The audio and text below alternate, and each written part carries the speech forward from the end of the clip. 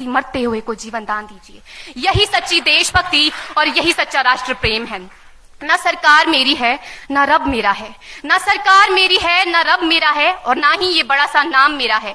बस इतनी सी बात का गुरूर है मुझे कि मैं भारत की हूं और ये भारत मेरा है और ये भारत मेरा है। परंतु एक वैचारिक बीमारी हमारे समाज में मुझे नजर आती है। कहा जाता है हम दुनिया के सबसे बड़े लोकतंत्र हैं, जहां हिंदू पैदा होते हैं, मुस्लिम, सिख और ईसाई भी पैदा होते हैं, लेकिन बदकिस्मती है अब इंसान पैदा नहीं होते। और मेरे विचारों में ना हिंदू की जरूरत है ना मुसलमान की जरूरत है। राष्ट्र निर्माण के लिए केवल अच्छे इंसान की जरूरत है, केवल अच्छे इंसान की जरूरत है। जरा सोच कर देखिए, ये पेड़ पौधे और शाखाएं भी परेशान हो जाएं अगर परिंदे भी हिंदू और मुसलमान हो जाएं।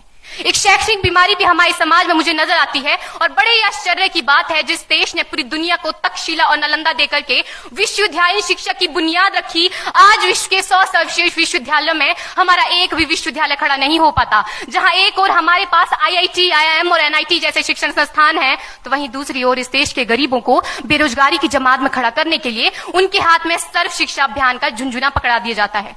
और मैं बता दूं, इस शैक्षणिक बीमारी का केवल एक कारण वो ये कि हमारे देश की शिक्षा नीति केवल 2 तरह के लोगों के लिए बनती है। पहले वो जो विद्वान हैं और दूसरे वो जो धनवान हैं। इसी तरह की कई गजब की बीमारियां हैं, और इन बीमारियों की जो जड़ है ना, वो हमारा अंधविश्वास। और मेरे विचारों में जब तक इस देश का युवा अपनी सफलता के लिए मंदिरों में जा जाकर नारियल फोड़ फोड़ कर भगवान को रिश्वत लगाता रहेगा, हमारे समाज का शिक्षित वर्ग ही बिल्ली के रास्ता काटने पर खड़े हो जाना, अपने धर्म अपनी जाति को ऊंचा मानकर दूसरों के धर्म की अवहेलना करता रहेगा, तब तक ना तो इस देश से अंधविश्वास खत्म होगा और ना ही हमारा राष्ट्र निर्माण संभव होगा। हमारी संस्कृति, हमारी सभ्यता को दुनिया ने शीश नवाया है, तो क्यों आस्था के नाम पर हमने अंधविश्वास फैलाया है? मेरे विचारों में हमारा राष्ट्र निर्माण तब संभव होगा जब इस देश में महिलाओं की पूजा नहीं, उनकी इज्जत की जाएगी। राष्ट्र निर्माण तब संभव होगा जब हम जातिगत आरक्षण नहीं बल्कि सामाजिक सशक्तिकरण पर बात करेंगे। राष्ट्र निर्माण तब संभव होगा जब स्वच्छता अभियान में केवल सरकार नहीं बल्कि सड़क पर चलने वाला हर एक नागरिक हाथ बंटाएगा, स्वच्छ भारत स्वस्थ भारत को दिल से अपनाएगा। असल मायने में हमारा राष्ट्र निर्माण तब संभव होगा जब एक गरीब बच्चा मध्याह्न भोजन के नहीं बल्कि ज्ञान अर्जन के लिए सरकारी स्कूल की चौखट पर कदम रखेगा।